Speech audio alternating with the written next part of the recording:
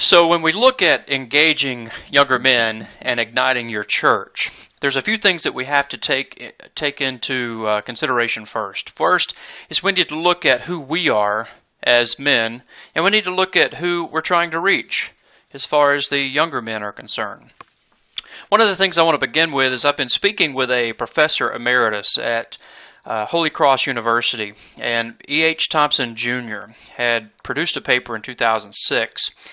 And he says that later life masculinities seem to be defined by norms of sociability and reveal more vividly men seeking connections with others, instead of the acts of individualization. Older men's experiences become more centered on the emotional work of relationships and less about the triumphs that they used to define themselves as younger men. A busy ethic replaces the performance-oriented work ethic of younger men. A search for coherence replaces the self-reliant, give-em-heck value of earlier masculinities as a younger man. Basically, what E.H. Thompson is saying is, as men age, we become more interested in building interconnected relationships and less interested in personal endeavors and reflection. Our goal-oriented work ethic shifts to a busy ethic, meaning that it's equally as important to work without reaching a goal than singularly focused on working toward a specific goal. The bottom line is, as we get older, we're more content to sit in groups and talk and build relationships. And the fact that we're doing something is more important than actually reaching the goals that we've set for ourselves. These are general statements, but they do apply. But recall your life as a younger man and remember those times of triumph, of pressing and constantly grinding and moving forward to reach those goals. And see, that is the disconnect that we find a lot of times in ministry and in men's ministry, is that we have older men who are settling into a place to where they are comfortable and they are working on building relationships and staying busy. And then we have the younger men who don't want to sit down and work on relationships. They just want to accomplish. So the disconnect continues to grow, and each wants the same thing. But in the end, we find difficulty relating because how we get to the end point is different. So let's take a look quickly at who these younger men are. So what are the myths of why young adults drop out of church? Well, it's pretty wide and far, but Barna Research has come up with 5 basic answers as to why we believe that young adults drop out of church. Number 1, the myth is that most people lose their faith when they leave high school. Well, the bottom line is that most young people with a Christian background are dropping out of conventional church, but they're not losing their faith. The research has pointed back that there's 3 different types of young people and where they go. There's the prodigals who go away and eventually come back. There are the nomads who roam around endlessly looking for that right thing. And then there are the exiles, the young Christians who feel lost between church and society and they don't know where they fit. But that they lose their faith after high school is incorrect. The second myth is that dropping out of church is just a natural part of a young adult's maturation process. The reality is, this line of reasoning ignores that tens of millions of young Christians never lose their faith or drop out of church. That losing faith should not be a foregone conclusion. So what Barna is saying is that dropping out of church isn't a natural part of a young adult's maturation process. Then we hear a lot that college experiences cause dropout. Well, the reason that this seems to be the case is that most young adults lack an adult mentor or a meaningful friendship with older Christians who can guide them through the inevitable questions that arise when you get out to college. In other words, the university setting does not usually cause the disconnect, but it exposes a shallow faith problem of many young disciples. But when they are connected to a mentor or an older adult, then the shallow faith problem is remedied, and they learn how to stay connected. Myth number 4, they are biblically illiterate. That's why they drop out of church. Well, that's wrong. Over a 28-year history of Barna information, they looked at generational gaps in spiritual beliefs and knowledge. And when comparing the faith of young practicing Christians or young adults to those older practicing Christians or older adults, surprisingly few differences emerged between what the two groups believe and their biblical knowledge. And number 5, they will come back at some point. Just give them time. That's a myth. The reality is that sometimes we minimize church dropout problem by assuming that they'll come back, when in fact they don't. The cycle is getting wider and wider with each generation, starting with the baby boom generation that they found. Is that the baby boomers were the first generation to disconnect from the church, and then their children are now disconnecting, and the cycle will continue to go on. So it does take effort, and it will take work in order to reach young adults. It's not a field of dreams. We can't build it and assume that they will come. Those days are past. We have to do our work. But let's look at 5 reasons why young adults are staying connected to the church. This is the positive, the bright spot, the things that we need to look at and celebrate within our congregation. Number 1, make room for meaningful relationships. That young adults will stay connected to the church who are connected to older adults. As a matter of fact, Barna found that those who stay were twice as likely to have a close personal friendship with an adult inside the church. The same pattern is evident among more intentional relationships, such as mentoring. So those who have meaningful relationships with older adults in the church are more likely, if not twice as likely, to stay contacted or stay attached to the church. Second, young adults, they want to learn how to apply faith to daily life. They will attach to a church that is teaching them how to apply faith to their daily life. The church can offer valuable clarity, and young adults need help learning how to apply their hearts and minds to today's cultural realities. So helping them think and respond rightly to culture should be a high priority in your men's ministry.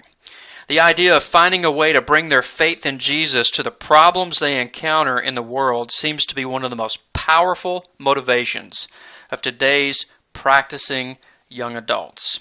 They don't want their faith to be relegated to Sundays.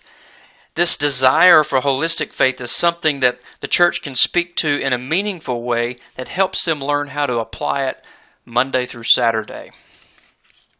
Number 3, make reverse mentoring a priority in your church. You see, the young adults are saying, we don't want to be taken as children any longer. We want to be taken seriously. And Barna's research found that they were saying this, don't give us a distant future leadership position. The institutional church in the young adults' eyes is way too hierarchical. And they're not interested in earning their way to the top so much as they want to put their gifts and skills to work for the local church in the present. Not the future, but the present. We, as older adults, as older men in our church, need to step aside. We have to get out of that seat and invite the younger adult into that seat. Get the young man involved. Encourage him to be in leadership, whomever he may be within your congregation. He needs to be the one that is striving forward, all the while creating a mentoring and advisory role by the older men in your church. It doesn't give you permission to disengage. What it does give you permission to do is to lead and teach and give wisdom into that relationship. And what you'll find when that happens is that you'll get equally the same amount of energy and intensity from their work and excitement from their accomplishments. You see, their ethic is to triumph and to push forward, whereas our ethic is to stay busy and to build relationships. So we teach them and they teach us. Number 4, we need to embrace the potency of vocational discipleship. We need to teach them how to relate vocation to faith. And when this happens, they stay. And Barna found this to be the case, is that churches can deepen their connection with young adults when they teach a more potent theology of vocation or calling. Young adults who have remained active are 3 times more likely than dropouts to say they learned to view their gifts and passions as a part of God's calling. And finally, number 5, they want to know how to develop a relationship with Christ. And isn't that why we're in the business of doing what we do?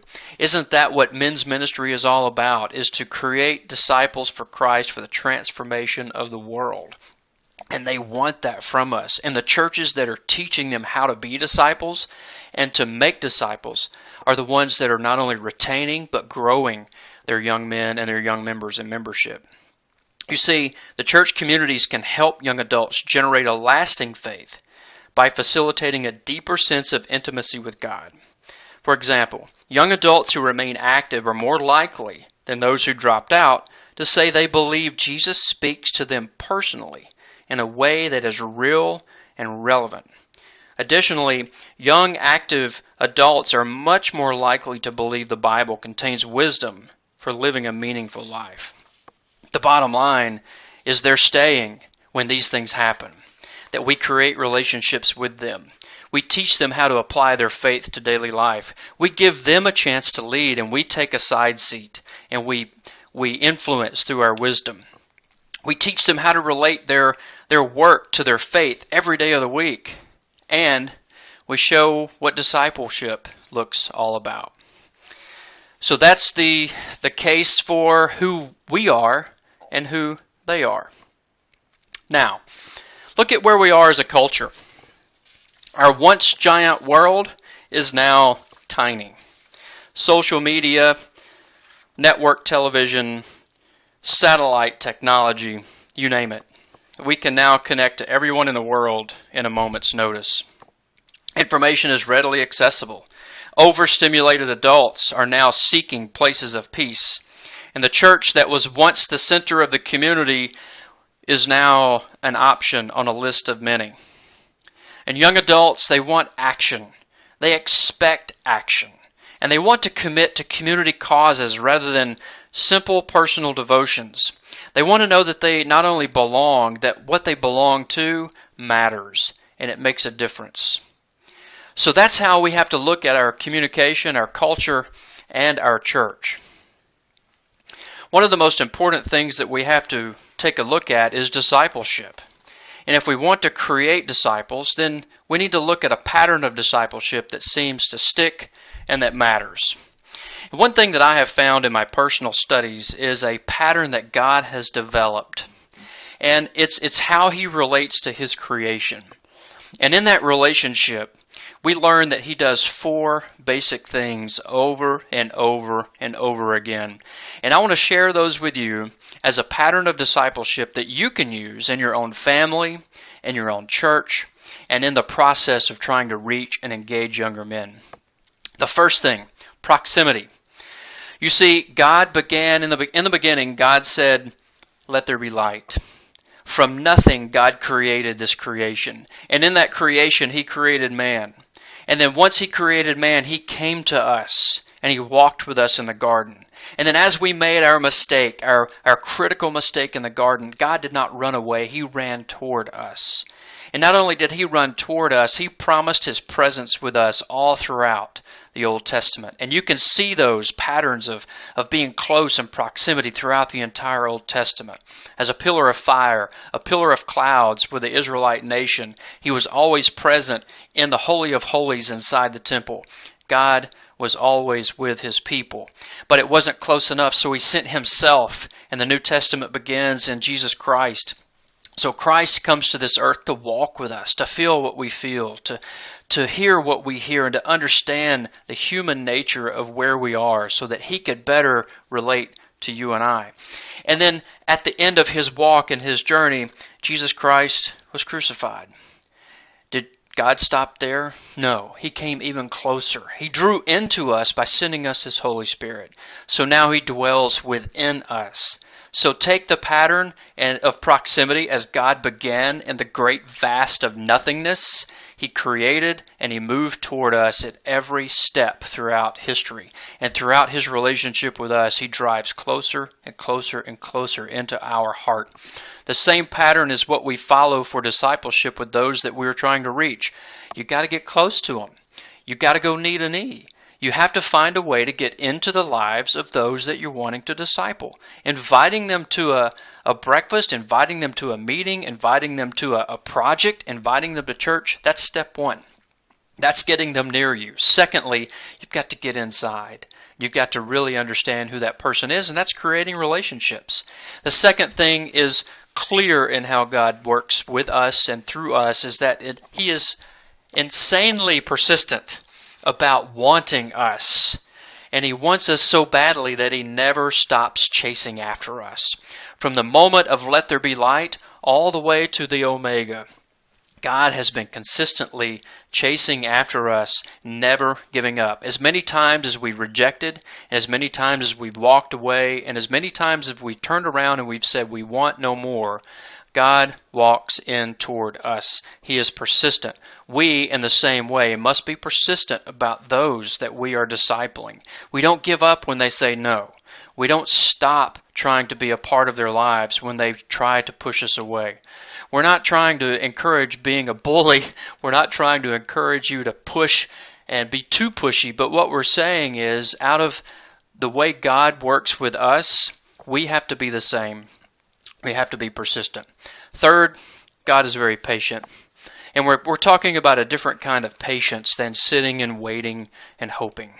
You see, the idea of patience that God demonstrates is that He serves as a waiter waits. God waits on us in an act of service. When we are turned away and walking from Him, He is continually serving our needs. The Creator of the universe is serving our needs so that we can find Him when we're ready to turn around. In the same way, as we are patient with those that we are discipling, we don't sit and wait on these people to act or to come to a knowledge of Jesus Christ. We serve them. As a good waiter serves his customers, we also wait on those who are in the process of learning who Jesus Christ is in their life. So the pattern of discipleship, again, begins with distance and closeness. It begins with a persistence of staying after those that you're discipling. And it takes an enormous amount of patience. The kind of patience that doesn't wait, but the kind of patience that serves. Patience is active, not passive. And when you turn patience into a service and a servant attitude, then you learn what discipleship looks like. And last but not least, you have to have confidence. And the best example of confidence is when you know the answer before you take the test. Just as when God said, "Let there be light," He knew what the end was. As a matter of fact, when He said, "Let there be light," and created all of this great thing, He had a plan in place, and He knew the ending, and He knew what would have to transpire, and He knew all of the things that would have to occur, and He knew that the day would come where He would have to send Himself. But He did this because He knew what the end looked like. There is nothing stronger than a man who is certain and a man who is confident in who he is and whose he is in God. And as you disciple those, what they're searching for is, does this person who's trying to tell me about Jesus Christ and to tell me about this church, does this person believe what they're talking about? Does this person have that extra edge of something that there's an answer in there? And if you, as the one who is leading disciples, knows what the end looks like, they will discern that out of you and they will draw to you. Just as we are drawn to people who are confident, not cocky, but confident. We are confident in who we are through Jesus Christ. And it's this pattern over and over and over again that God has demonstrated with us that we in turn can demonstrate with others as we go through discipleship. Okay, now, we've talked about who we are, who they are, and then how to interact with them. But one of the most powerful things that we have to develop as a ministry and as a men's ministry is we need to figure out why. Why are we here? Why do you do what you do?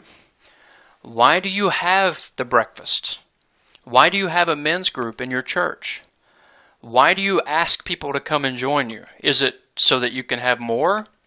Or is it because you're after something more intentional, something more real? You see, a lot of times as guys, we really enjoy focusing on the whats and the hows. And a lot of times our meetings begin or our discussions begin with, what are we going to do? And then we all talk about how this is going to happen. What are we going to do? What are the things we want to accomplish? Then, how do we accomplish those? How do we go about doing that? How are we going to make this happen? And then generally the last question is now, why are we doing this again? If we even ever get to that question. My challenge to you is to invert that process. Is that we start with why, and then we go to the hows, and then we go to the whats. And as simple as this, it's saying, why are we here? Well, I'm here because I want younger men to come into our church. Well, don't stop there. The next question is, why do you want younger men to come into your church? Well, perhaps it's we just need to see younger families because it's life-giving and it's just good for the church. Why is it good for the church? Why is it life-giving? Well, because a younger family that understands who God is, they know better how to handle life, and they have answers that I wish I had when I was their age. Now you're getting to the why. And once you start with why do you want to reach younger men? What is it about that why that drives you? Once you get that answer, then how are we going to do that? Well, we can do breakfast, we can have a barbecue cook-off, we can have a service project, we can have small groups, we can have a Bible study, we can have a men's Sunday. How are we going to carry that out? Well, we're going to have some guys in place who have the same vision, who understand why we're trying to get all of this done. And then, what are we going to do? The details, the blueprints. A lot of times we'll start with a blueprint without really knowing why we're doing it. And when there's no passion inside of that endeavor, it fails.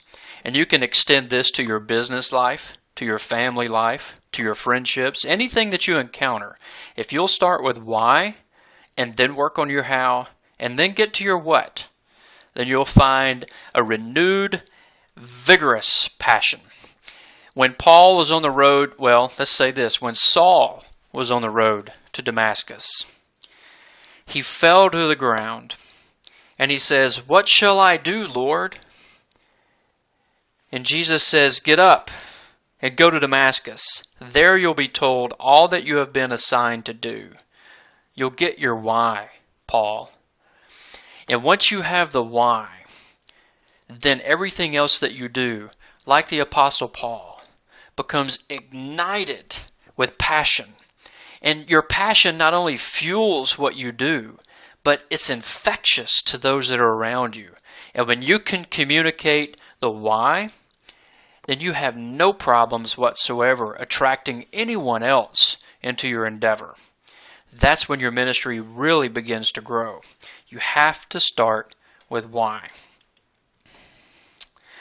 There's really two types of models when you go to build an organization. There is a starfish model and there is a spider model. When we look at a starfish, we see an interesting creature, somewhat unique in the way it's designed.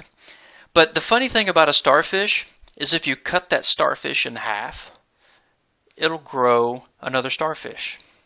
You see, every time you try to divide a starfish, it grows. And the only reason it can do that is because the starfish has the same DNA in every single leg, everything that it needs to reproduce itself exactly the way that it was before. And a lot of times we'll find a lot of models that are built in the starfish fashion are ones that replicate themselves over and over and over again with great success. They seem to be a little bit tougher to define because they all look just a little different, Each starfish has its own unique little pattern, but they have the same DNA inside, working on the same goal, trying to achieve the same purpose. When we look at organizations that are built like a spider, we look at things that look like large corporations. We look at a spider as having a head, and without the head, it doesn't exist. It dies. But with a spider, we have different legs, different branches of what we do.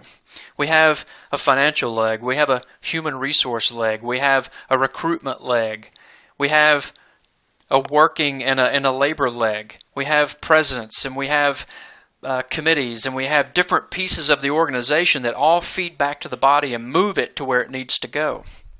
And if you cut off one of those legs, it can survive.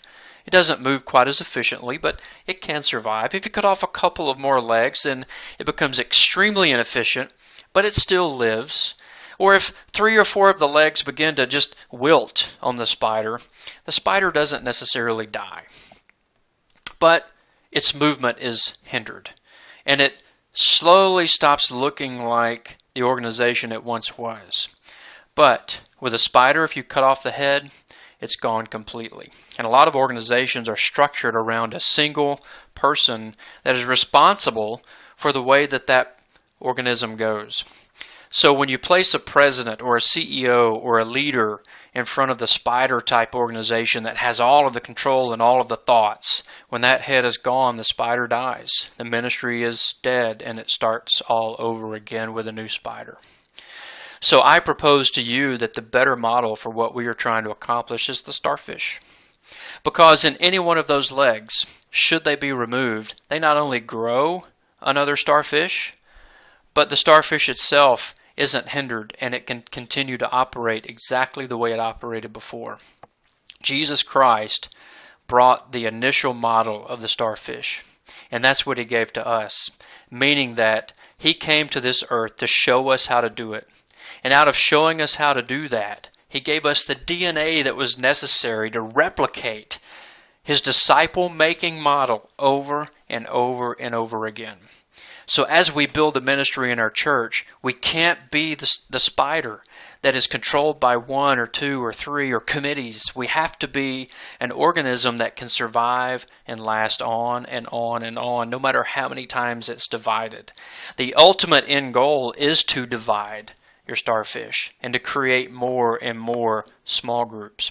You see, the ultimate model in the starfish principle energizes your small groups. And in reaching younger men, imagine each one of these legs that you're looking at to be a small group within your men's ministry. Each leg has what it needs to survive and move on its own. You see, because the leadership, the creator of this ministry, is providing the DNA necessary to replicate. And when we're talking about reaching younger men, remember how we want to see our faith that is activated in the world? Then as each small group is formed, you form it on the basis of building disciples, making disciples for Jesus Christ, for the transformation of the world, number 1. Number 2, you teach Bible study. You teach how to practice the disciplines of faith. And then number 3, you give it a mission reach. You give it a purpose, a cause, that every small group should have something to focus on, that we'll sit in the coffee shop and we'll study, but at the end of the day, we're going to take what we studied and we're going to apply. So rather than having one large annual mission project that serves your church or community, shouldn't every single church or every single small group have its own mission focus so that everyone is pushing for the same goal and is spreading out their influence? That's the starfish model that the young men are searching for, is that when they break off into small groups, they want to know that that group has the authority and the presence and the patience to move forward to do what they need to do, to be active in the life of the church. And that's what we teach. Now, what's the right next step? The next thing that you need to do is find your key leadership team within your church. The leadership team that is full of men who are already there, the guys that show up no matter what. Have them form a small group and to study these different things that we've talked about. Who are we? What is our why? What are we here to accomplish, and what is our mission focus? What are we as a leadership team going to do as a small group to not only grow one another in discipleship and teaching each other whose we are in Jesus Christ, but how do we take that and push that into the world? And then once you get that refined and you find the why, then that leadership team is then charged with moving out and creating and replicating themselves over and over and over again. You see, rather than asking these young men in your church and in your community to come to you, what you want to do is take your leadership group and go to them. You see, the model that Jesus started with is he went out of the temple and away from the church and down to the water's edge to call out his disciples. He went where they were. And that's what we have to do at this point in this place to create these new opportunities for young men to not only see us, but to be a part of us and to join us. We also want to talk to our pastoral leadership. And one of the most successful things that I have seen in my own personal ministry is to walk into the pastor's office and to say, we love you, and we're not asking you to join us. What we're asking you to do is be a part of us so that we can minister to you. And if you show up to lunch, or if you show up to breakfast or dinner or whatever else project that we're going to be doing, we're not going to ask you to lead it. We're not going to ask you to even lead in prayer. That's what our men are here to do. But if you want to be a part of that process and you want to take an active role, then we are absolutely grateful and excited that you're a part of that. But never once do we want you to feel the pressure to be a part or to lead anything that we're working on. Whenever I make that statement to the pastor and the pastoral team, this collective sigh of, finally, I can count on the people, my laity, to help me lead this congregation. And then, after meeting for 6 weeks, at that point, define why you have men's ministry and why you're doing what you're doing. And from there, you'll find the right next step. What we currently have in our United Methodist men groups and in our ministry groups is we have a charter, we have traditional operations, we have a president or director, we've got the treasurer, we have large groups, we have small groups, we do service projects. We want to reach all the men in the church, and we want to supply our men with resources to do what they do. This is very typical of who we are as United Methodist men. And when we're talking about engaging younger men, this traditional model, if you recall what Professor Thompson had talked about, this traditional model is really built around a busy ethic, which is okay. It's not a negative thing. It's a busy ethic that we use in order to fuel and fund our ministry.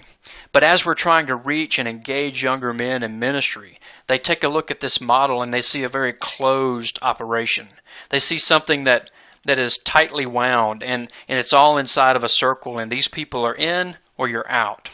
What we're proposing, or what I'm proposing for you this evening or this afternoon or wherever you may be, I'm proposing that you create a model that surrounds the core of who you are. Do not destroy what you've built. Look for the bright spots in your ministry. Take that and build on those strengths. And then outside of that strength, add people like a president or a leader or a person that can fill that role. Remember when we talked about taking that young person and putting them into a place of leadership? This is a perfect spot to put them to help mobilize and invigorate small groups and small group development and ministry development and mission development. And outside, you also need someone who's kind of looking over the entire process. And a lot of times we call this the spiritual advisor or the spiritual formation person. This role is typically formed or filled by the pastoral staff. Someone who can make sure that all of the small groups are accountable, that everyone that's involved in the ministry effort isn't doing the social club thing where they're repairing fences and having meals, but they're actually intentionally talking about Jesus Christ. A lot of times the pastoral staff are the ones that come alongside this entire effort and say, how are we doing? How is it with your soul? How are the groups going? How are you doing? And then you need somebody that's in charge of communications, someone within your group, and this could be the same person filling every one of these roles. It depends on the size of your church and the activity in the body.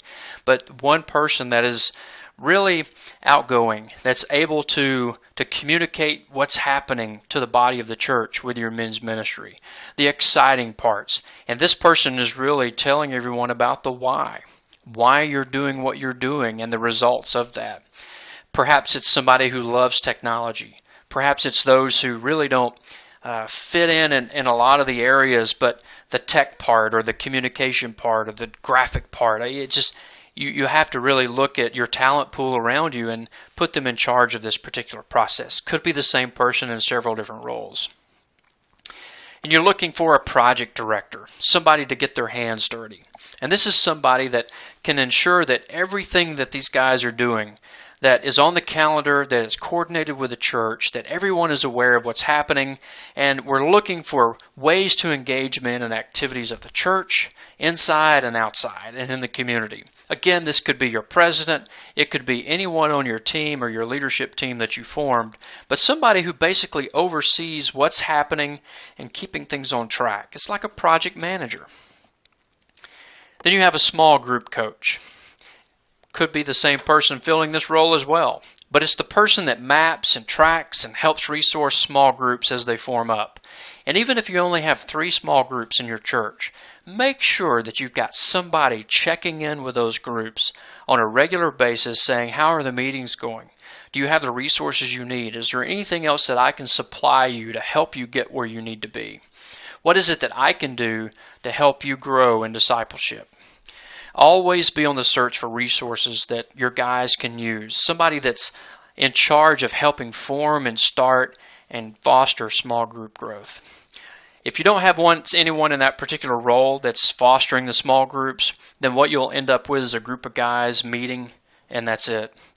A lot of times I talk about where the small groups are, and if you start with where guys are already formed, look at the number 1 hole on a golf course. A lot of times there's a foursome, and they'll start off on a Saturday morning and meet every Saturday. Perfect small group. You have guys that love to fish and hunt and do hobbies, and some that drink coffee, and some that really enjoy perhaps flying or other hobbies that are out there that they're already gathering in. How do you take those particular moments and turn those into small groups and resource them and ask them to be intentional about developing a relationship with one another and with Jesus Christ? What we've looked at here is a real fast overview about the engage process. It's less in-depth as the 4-hour workshop, and it's in that particular setting that you'll learn how to take each one of these areas and a few more. And we have work sessions to where we start identifying some particular key items and working from that, creating the right next step. But the bottom line on engaging and reaching younger men to ignite your church, it begins with discipleship and a powerful why. So I appreciate you being on board with us here today, and certainly would enjoy the opportunity to present this to you in a group setting with several churches involved. And you can reach me by emailing me at garnold@gcumm.org. That's garnold@gcumm.org. And I'll be happy to set up a time to come and speak to your district or your conference to see what we can do to continue to grow in a relationship with one another and with Jesus Christ. Now, if you have any further questions, we'll do our best to answer those. You can email those to us, and then we'll see you next time.